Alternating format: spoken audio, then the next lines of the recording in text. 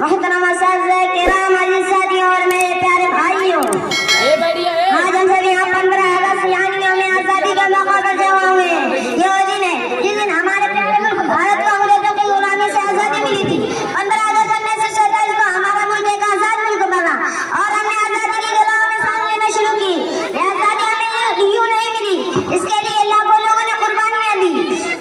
इसके लिए लाखों लोगों ने कुर्बानियां दी।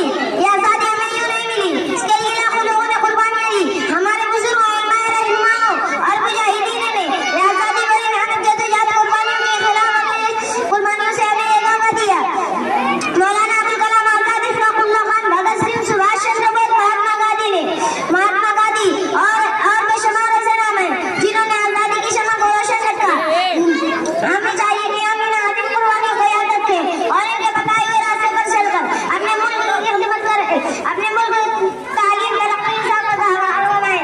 आइए आज इनसे क्या वादा करेंगे कि हम बग़ैरत को खत्म करेंगे और सबके साथ मोहब्बत से पेश आएंगे और अपने वतन भारत को अमन तरक्की तालीम तरक्की इंसाफ का सहारा बनाएंगे। आखिर में